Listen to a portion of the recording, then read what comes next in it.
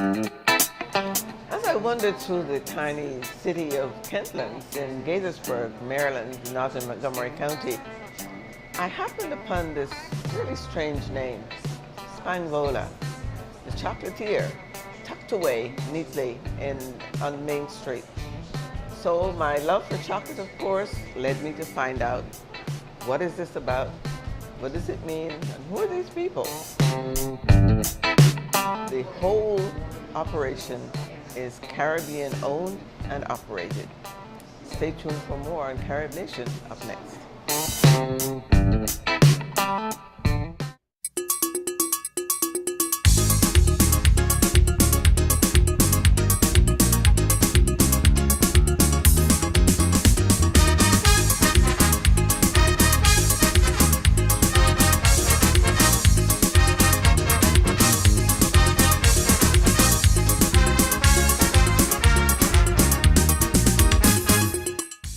Hello, welcome to Carib Nation. I'm Derrice Deane. I have a sweet treat for you today. I walked into this chocolatier called Spangvola, and the array of colors, the smell of chocolate, the setting, the bistro setting, the colors, so inviting, so warm, I had to talk to the owner. Not to find out that he is Mr. Reid from the Dominican Republic. Thank you so much for joining us, Mr. Reid, and welcome to Carib Nation. Thank you, Doris. I was pleasantly surprised to know that the Caribbean actually owned a business such as chocolate making in Gaithersburg, Maryland. The name, fascinating, and I want you to tell me, first of all, where did the name come from, what it means, and how did you come up with it? Well, first of all, thank you for being here and sharing our dream and our passion. I'm very proud that this represents the Caribbean. Our brand, Spangvola, was derived from a 16th century voyage map of the entire island of the Dominican Republic and Haiti. It was called Isola Spangvola. And out of respect from where our farm is located, out of respect of the culture of the Dominican Republic where my wife is from, and everyone that supports us in the island of Hispaniola, we decided that we would brand our chocolate Spangvola. However, the brand has morphed more into a brand of the Caribbean, where we are partnering within the Caribbean to bring along other farmers from other Caribbean countries to participate in the market access that we're providing right now. So that all of your products come from the Caribbean. Now, not many people understand or know how much cacao we have in the Caribbean, Yes. and what are the islands that have the best or specialize in it. Educate us on that. Well, I have this statement which I always say, that God doesn't create imperfection, and all the cocoa trees that exist in the world originated from southern Mexico, Central America, and South America. So the Caribbean nor West Africa ever really grew cocoa until after the Spanish trade, and they started to cultivate cocoa in those countries. The Caribbean does serve a very particular niche, and that is based on its climate and its conditions. Tends to grow very flavorful cocoa. Something very particular about the Dominican Republic is that the Dominican Republic grows 70% of the world's supply of organic cocoa. Really? The Caribbean as a whole represents about 2% out of the 5% of the fine flavor industry when it comes to cocoa. So we hold a very special position in the cocoa commodity when it comes to flavor and aroma. In terms of quantity, West Africa produces 75% of that supply. I see. Yeah, but we play a major role when it comes to the quality aspects of our beans that renders premium aroma and flavor characteristics. How many people knew this? Little did we know that we've been sitting on this for so long. It puzzles me that over all these years that people like you have been quietly doing your work, and no, we didn't know this in the Caribbean. Right. Well, you know, we in the Caribbean, we're really hardworking people, and we stress education. Mm-hmm. And we all grew up off of cocoa tea, making cocoa balls. Yes. Using cocoa more as a confection in country, while there's been this huge appetite in developed countries like the United States, Europe, Switzerland, where they really appreciate premium chocolate. Now, the chocolates that we consume in our countries are not that refined. It's grainy. Mm-hmm. It has a lot of flavor, but we stay away from the dark chocolate, and we throw a lot of sugar and milk into it in order for it to be attractive to our palate. Yeah. But the types of chocolate that we make here at Spangvola, we've perfected a fermentation process, which really brings out that quality aroma and flavor characteristic. And what we do also is, while we're doing that, it's reducing the astringency of the bean. So when we've shied away from eating dark chocolate because it's bitter, the chocolates that we produce from Spangvola is not bitter at all. It's really bold in flavor, floral, fruity flavors. Right. So, we have a lot of our customers are now those that really didn't consume dark chocolate, but really enjoy consuming Spangvola chocolate. In regards to the commodity as a nation, as in the Caribbean, we're sitting on what I call brown gold. Yes. Okay. Yeah. And multinational companies have taken advantage of that. Mm-hmm. They've taken advantage of our labor. They've taken advantage of our commodity. We've exported for hundreds of years, and they've created billion-dollar corporations. Yeah. And at the same time, we have a lot of poverty. And we've been led to believe that the best chocolate comes out of Europe. But they don't grow cocoa, right? Exactly. So, we're working on some very significant projects in the Caribbean that begins to transform that. One in particular is our partnership at the University of West Indies. Mm-hmm. We're currently working with the university to set up the first premium chocolate academy at the University of West Indies. That now begins to educate our people on the value of that commodity. Right. Creating new generations of chocolate makers and chocolatiers, taking that knowledge back into our countries. So our philosophy is the only way you eradicate poverty is by educating, building capacity, and building industries. So instead of Spangvola as a brand, we don't believe in buying cocoa beans from the Caribbean. We believe in buying finished product from the Caribbean. So we believe in going in there and building the capacity, setting up micro factories, so that these micro factories can take their cocoa beans, sanitize them, bring out the aroma and the flavor, and then take it to a micro factory and produce chocolate bricks, which we call brown gold. Okay, those bricks are then shipped internationally to Spangvola for our use in the confectionery side of the business, which we would make the truffles, the bonbons, and other confections. And then we would also have them available to what we call new generations of chocolatiers in the United States, which we partner with and have a greater appreciation for single source, single estate premium chocolates from the Caribbean and also from West Africa. So we're working in both regions because we're all one family. Well, of course, West Africa, as you said before, has the quantity. Absolutely. So that gives you the quantity you need to meet your needs, meet your... Well, even when we talk about West Africa, we're not approaching it on the basis of quantity, because we still have to go in there and perform the same things that we would do in the Caribbean, in terms of sanitizing the beans, fermenting properly, building the right quality assurance model so that we have consistency and quality. But the beauty of it is that the flavors that come out of West Africa are just amazing when it comes to the boldness of the chocolate. While in the Caribbean, you have some boldness, but you have a lot of mildness and a lot of flower notes and fruit notes that really come out of the Caribbean. Nice. So what we want to do is we want to feature the best of the best from each country. and that's what the brand really I represents. see. Let's go back to your beginning. You grew up, as you said, it comes from your farm.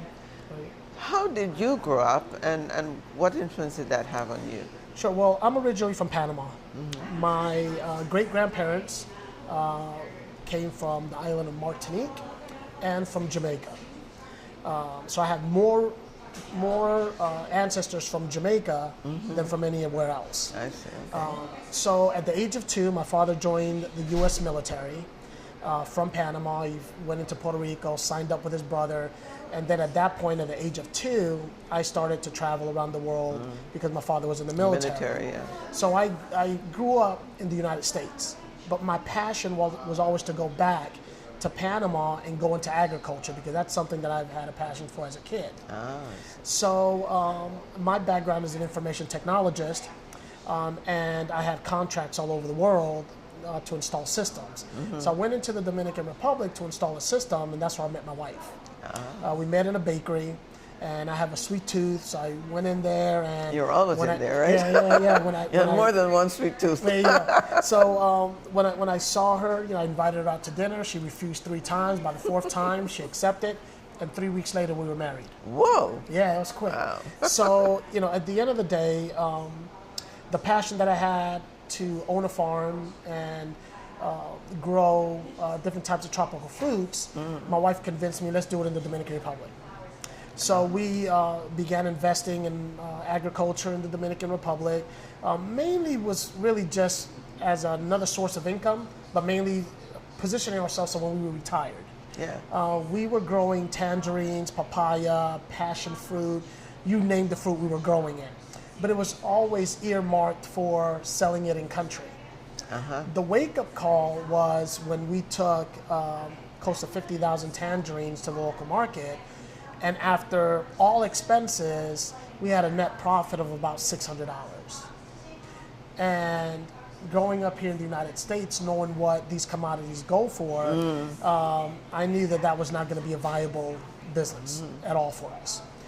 So that's when we started to figure out, well, what commodity is it that we're growing that we can export and try to find more value in the United States. So we concentrated on papaya. That didn't work out well because we were growing a really large papaya that's called Red Lady. And they're large, they're like red. what you get in Belize, I think, as Real well. big ones. Yeah. And so the types of papaya that you consume here are the small Little ones, right? Yeah. So that didn't work out. So we sort of concentrated on cocoa beans because we were growing that. And we figured, there's a lot of manufacturers in the United States and in Europe who wouldn't want to buy my beans. Yeah, everybody loves chocolate. Exactly. So that was the mindset, right? So, we traveled to New York trying to source buyers. And one of the interesting things about going to New York was that I had the first time in my life I had a chance to really see a chocolate boutique. You see it in action, and the owners of those boutiques didn't represent us, right? There were Europeans, there were Americans, right? But they didn't really represent us. But we're the ones growing cocoa, so why is it that we're not vertically integrated? And on my way back from New York, I turned to my wife and I said, we're going to make the world's best chocolate, and we're going to do it vertically integrated. And but when I said that, we didn't have a clue on how to make chocolate. I was just going to say, did she look at you and say, "What are you talking about?" Yeah. She thought I was crazy, but she knows that when I put my mind to something, it gets done. So I was working in IT at the time, and as I was going to work in the morning, my wife is home, making tons of phone calls around the world to different farmers, learning first what does it take to perfect aroma and flavor at the cocoa level. Because without flavorful cocoa, reducing the astringency, you're never going to produce fine flavored chocolate, right? You're going to be producing mass-produced chocolate similar to everyone else.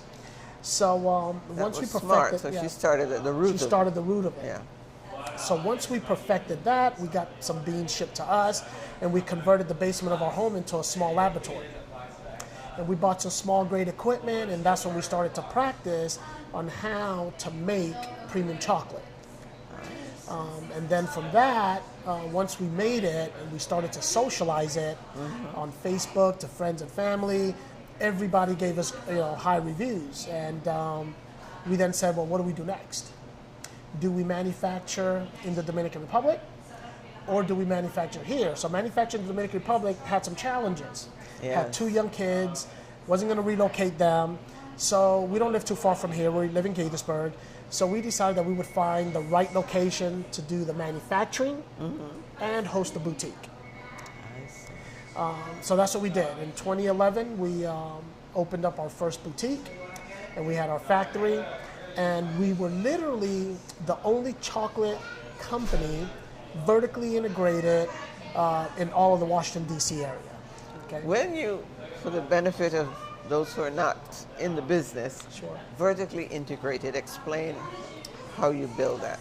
Well, vertically integrated to us is when you control the entire process from where the commodity is grown, from farm all the way to the finished product. So most people call it farm to table. Crop to shop. But that's what it really stands for. So not only do we import our own cocoa beans, but we also import our own cane sugar from the Dominican Caribbean. Republic. Yes, Caribbean. Of course. So our philosophy has morphed more than just creating premium chocolate. Now our philosophy is how do we get the Caribbean as a whole to be known for destination of chocolate? Not destination of rum and destination of beautiful beaches, right? But a destination that when you go to any one of these Caribbean countries, you're eager to taste the best of the best chocolate. Where did the vision come from? Apart from the fact that you sort of were led into it along the way, but you obviously have a long-term, broader vision. Right. Well, I think it stemmed from birth with me, because I like to strike a balance in every relationship that I engage into. When I met my wife, one of the first things that I noticed in the Dominican Republic is you had a lot of landowners, very wealthy landowners, but you had a lot of poverty around you. And these landowners were doing nothing with their land, okay? But still you had poverty. And you had people that want to cultivate but didn't own any land. So when we talk about this industry, we talk about the injustice of the industry. And when we think about that, if I play into the same business practice of all the other large manufacturers, I'm just perpetuating the same thing. But it's worse. I'm doing it to my people. You do it yourself, right?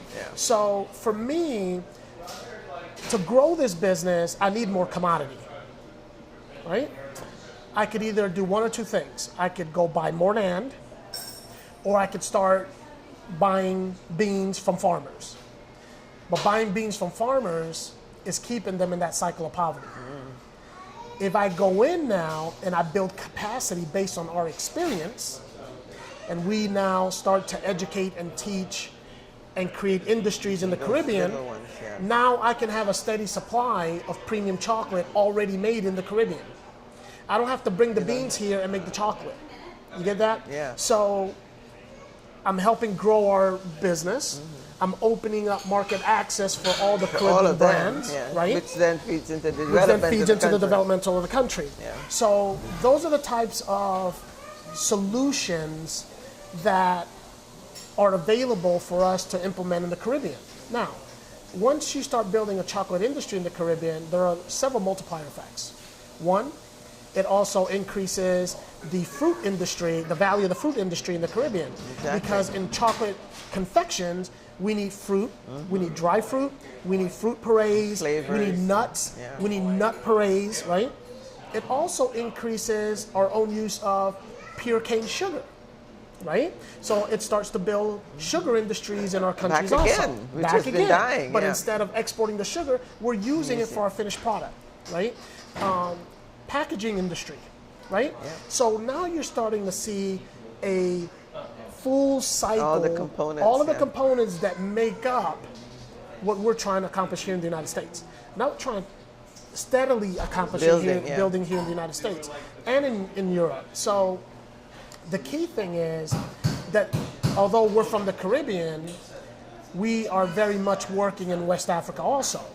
We partnered with Ondo State of Nigeria. Nigeria is the 4th largest cocoa producer in the world. They've never produced premium chocolate before.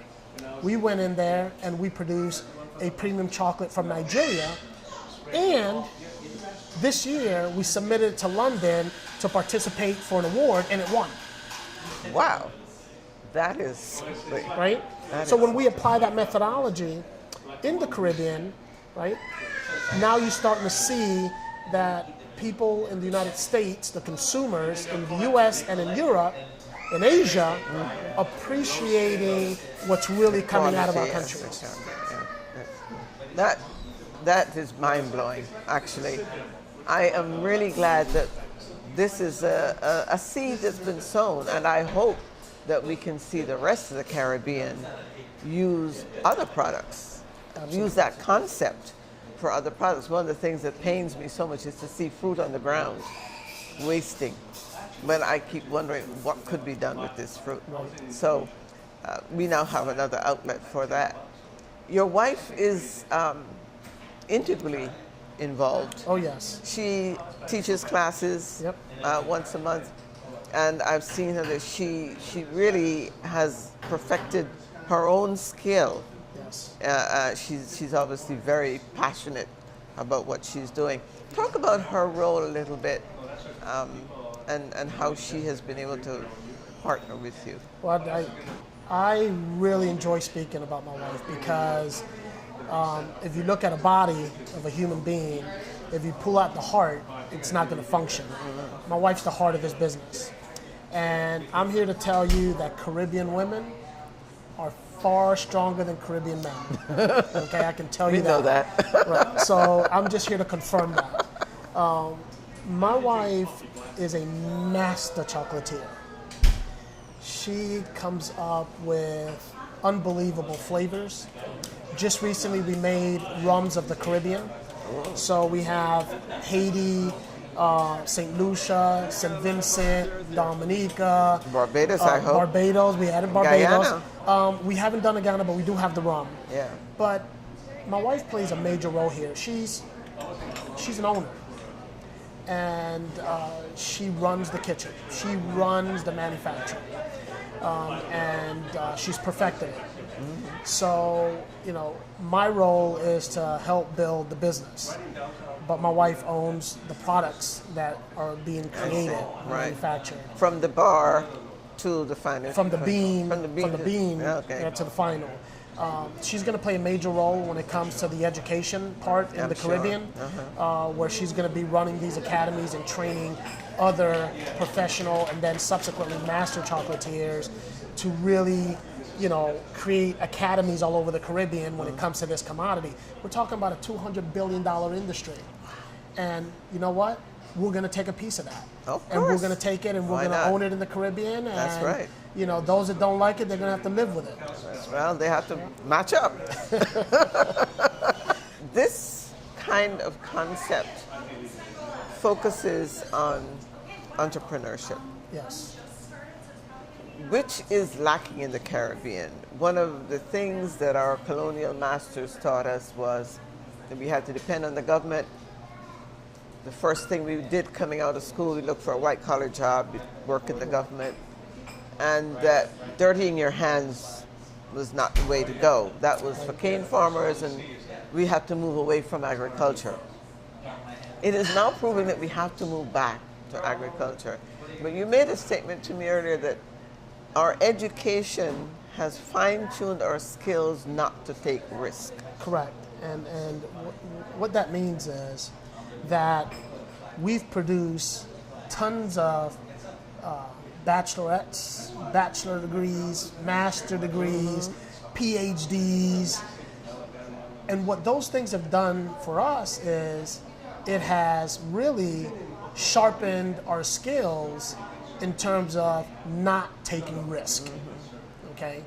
When we talk about entrepreneurship and we're talking about building an industry, is where you go back 100 years, 150 years, and our ancestors were risk takers. They were builders. They were builders of roads. They were builders That's of true. communities. They were builders of bridges, right? We've lost that. Yeah. We've lost that fire in us, right? To want to take that risk and to really want to build, Make something. of Yeah. it. You know, not just go to school to then sit at a desk and work for someone else, right? And talk and talk and we talk and become talk. good consumers, And we talk a lot. good consumers, but we haven't become good creators of Yeah. things. And I think that is what we need to bring back. You know, education at the university level, actually from grade school to the university, Yes. we need to start building new generations of risk takers. But because that mentality. You know, and you know, we use common sense, but we also apply the necessary skills to take the risks, because without the risk, there's no reward, right? And I believe that those are the things that my wife and I believe in. You know, we believe this: we're not guaranteed tomorrow. And we can't take what we've built today tomorrow if we're not here anymore. So we are all about sharing our knowledge and helping our communities and our cultures prosper. At the end of the day, that's what this is all about. Let me go back to your wife does training. She trains the classes. She runs the kitchen. Yes. Right. Tell us a little bit more about the classes, what is involved in the classes, and how she conducts them. Right. Well, the classes came about from when we first started our business here. We had to re-educate consumers about chocolate. There's a huge difference between Spangvola and your mass-produced chocolate. There's a huge difference between Spangvola and even what the chocolates that are called premium chocolate. Okay. So part of that is, one, we offer free factory tours. And that allows us to educate our consumers on where cocoa grows, how it's grown, how it's fermented, how it's dried, how it's roasted, the entire process, because in order for the consumer to appreciate a $10, $15, and $20 chocolate bar, they have to understand that it takes a lot of effort to produce Get that, it there. right? So the tours are meant for that. And then the chocolate making class that my wife has once a month or twice a month, it's also about educating the consumer on what does it take to make a truffle and what does it take to make a bonbon. So that when you go upstairs in your boutique, you appreciate the price tag because you have experienced yourself how hard it is and what is involved in making those confections. You know, particularly when it pertains to a really ultra premium product. Excellent. Well, it's been a great pleasure talking to you, and we will keep an eye on you. Beautiful. Thank you so much. It's a pleasure. My pleasure. Thank you. Switzerland, Belgium, watch out. We've got to match up to the Caribbean.